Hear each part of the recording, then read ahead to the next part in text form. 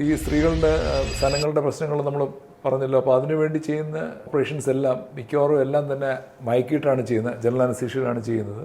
ബ്രസ്റ്റിൻ്റെ വലിപ്പം കൂട്ടുന്ന ശസ്ത്രക്രിയയാണെന്നുണ്ടെങ്കിൽ അതും അനസ്തീഷ്യയിൽ മയക്കിയിട്ടാണ് ചെയ്യുന്നത്.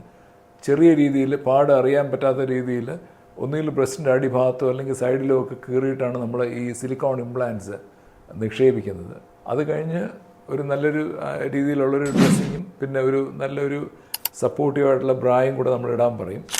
അപ്പോൾ പലപ്പോഴും സ്പോർട്സ് ബ്രാ പോലെയുള്ള സപ്പോർട്ടുള്ള ബ്രാകളാണ് ഇതിന് ശേഷം നമ്മൾ രോഗിയെടുത്ത് ഇടാൻ പറയുന്നത്. ബ്രസ്റ്റ് റിഡക്ഷൻ ഓപ്പറേഷൻസ് അതും അനസ്തീഷ്യയിൽ തന്നെ ഫുള്ളായിട്ട് മയക്കിയിട്ടാണ് ചെയ്യുന്നത്. ഒരേപോലെ സിമെട്രിക്കലായിട്ട് ചെയ്യേണ്ട ഓപ്പറേഷനാണ്. അപ്പോൾ മിക്കവാറും ഒരു സർജൻ തന്നെ ആയിരിക്കും ചെയ്യുന്നത്. പിന്നെ ബ്രസ്റ്റ് ഇടിഞ്ഞു തൂങ്ങുമ്പോൾ നമ്മൾ ചെയ്യുന്ന ഓപ്പറേഷനാണ് ബ്രസ്റ്റ് ലിഫ്റ്റ്.